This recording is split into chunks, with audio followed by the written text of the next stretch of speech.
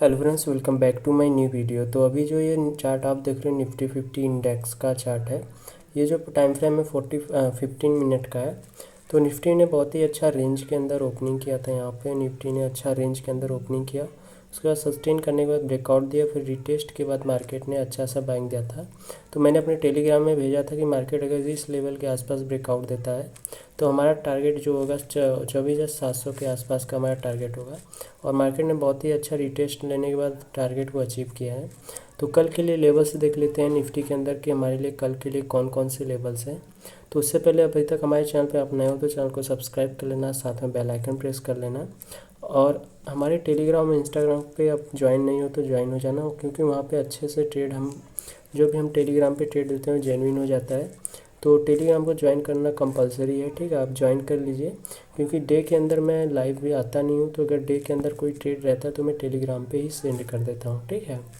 तो अभी कल की बात करें तो कल अगर मार्केट इसी रेंज के अंदर ओपनिंग करता है, ठीक है, 24,800 और 24,700 के बीच में अगर ओपनिंग करके सस्टेन करता है, जैसे मार्केट यहाँ पे सस्टेन किया है, सस्टेन करने के बाद ब्रेक करता है अप साइड के लिए, तो हमारा जो फर्स्ट टारगेट होगा 24,900 का होगा, ठीक है। इसे ध्यान में रखना, क्योंकि यहाँ पे कहीं ना कहीं मार्केट रिजेक्शन दिया है। सेकंड टारगेट 25,000 का होगा। तो 25,000 हमारा क्या है, स्ट्रॉन्ग रेजिस्टेंस है। तो मार्केट अगर इस लेवल पे आता है कहीं तो हमारे लिए सेलिंग का प्रेशर देखने को मिल सकता है, क्योंकि यहाँ पे सस्टेन करके अपसाइड ब्रेक करेगा तो फर्स्ट टारगेट 24,900 हो जाएगा, सेकंड टारगेट 25,000। बट 25,000 पे कोई नेगेटिव कैंडल क्रिएट होता है तो कहीं ना कहीं मार्केट फिर से 24,800 और 24,700 के आसपास आ सकता है। इसे ध्यान में रखना कि 25,000 फिलहाल के लिए हमारे लिए स्ट्रॉन्ग रेजिस्टेंस एरिया है। तो मार्केट अगर 25,000 के ऊपर निकल के सस्टेन करता है, रेंज बनाता है, उसके बाद ब्रेक करता है, तब तो ठीक है। अगर 25,000 पे यहाँ से ओपन होने के बाद सस्टेन करने के बाद 24,900 और 25,000 पे जाता है, कोई नेगेटिव कैंडल क्रिएट करता है, तो वहाँ से मार्केट फिर से नीचे आने के चांसेस बन सकते हैं, ठीक है। या मान लेते हैं अगर रेंज में खुलने के बाद मार्केट नीचे की साइड ब्रेक करता है तो 24,600 हमारा फर्स्ट टारगेट होगा, जो कि आज का हमारा लो है, ठीक है। आज का हमारा जो लो है वही हमारा फर्स्ट टारगेट होगा। सेकंड 24,400 का होगा, क्योंकि हमारे लिए 29 तारीख का जो 29 तारीख का जो लेवल सपोर्ट था वो हमारे लिए 24,900 हो जाएगा। बट ये ध्यान रखना कि 24 जैसे 25,000 एक स्ट्रॉन्ग रेजिस्टेंस है, तो 24,000 कहीं ना कहीं स्ट्रॉन्ग एक सपोर्ट की तरह काम करेगा।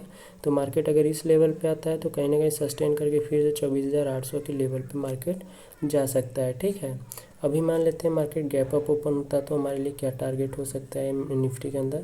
तो देखो, अगर मार्केट गैप अप ओपन होता है तो 24,800 के ऊपर ओपन हो जाता है, ठीक है। इस लेवल पे कहीं ओपन होकर सस्टेन करता है और उसके बाद ब्रेक देता है ऊपर के साइड, तो 25,000 हमारे लिए फर्स्ट टारगेट हो जाएगा।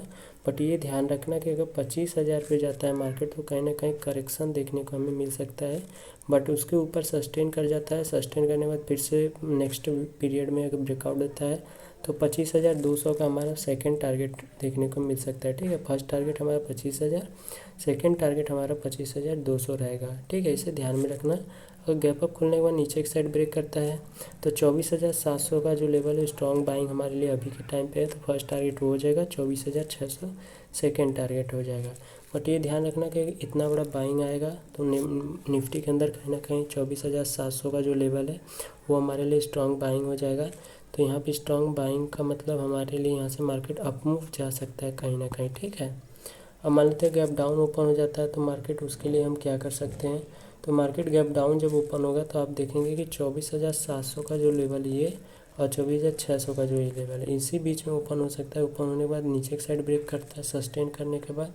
तो देखो, मैं हर वीडियो में बताता हूँ कि सस्टेन होने देना चाहिए मार्केट को, या तो मार्केट गैप अप खुले, गैप डाउन खुले या साइडवेज खुले।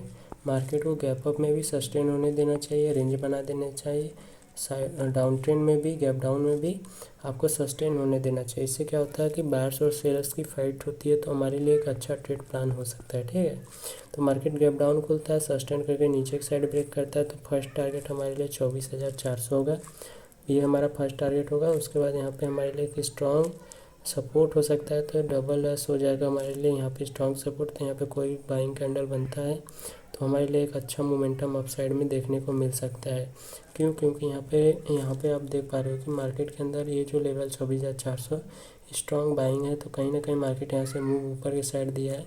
तो इस लेवल पे आएगा मार्केट अगर, तो कहीं ना कहीं फिर से ऊपर के साइड में हमें मूव देखने को मिल सकता है। ठीक है, अगर यही ऊपर के साइड हो जाता है, गैप डाउन ओपन होने के बाद ऊपर ब्रेक करता है, तब अगर 24,700 और 24,600 के बीच में ओपनिंग करके और सस्टेन करने के बाद अपसाइड ब्रेक करता है, तो हमारा फर्स्ट टारगेट 24,800 का होगा, सेकंड 24,900 का होगा और थर्ड 25,000 का टारगेट हमें देखने का मिलेगा। ये ध्यान रखना कि जो भी टारगेट मिलेगा बहुत स्लोली तरीके से मिलेगा, ऐसा नहीं कि आप बड़े क्वांटिटी से इसके अंदर एंटर कर लीजिएगा। ठीक है, ये तीनों टारगेट हमें अपसाइड में देखने को मिल सकता है, बट ये 25,000 हमारे लिए स्ट्रॉन्ग रेजिस्टेंस एरिया है, तो इसे विशेष रूप से दिमाग में डाल के चलिएगा कि कहीं ना कहीं मार्केट यहाँ आने के बाद सस्टेन करके नीचे आ सकता है मार्केट। ठीक, तो फिलहाल निफ्टी का हो गया। बैंक निफ्टी का बात कर लेते हैं कि बैंक निफ्टी में क्या पोजीशन है।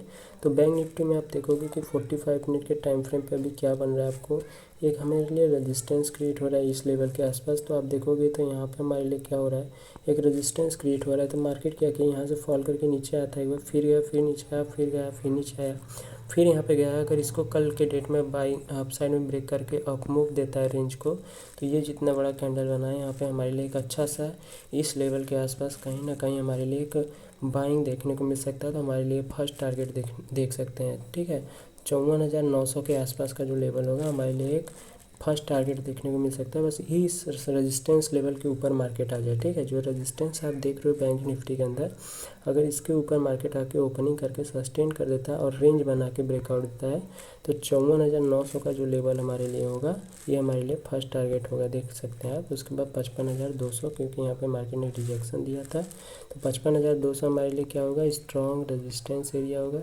मार्केट यहाँ पे आता है तो कोई नेगेटिव कैंडल क्रिएट करता है, तो यहाँ से मार्केट नीचे आने के चांसेस बन जाएंगे। ठीक है, बैंक निफ्टी के अंदर बात कर रहे हैं हम।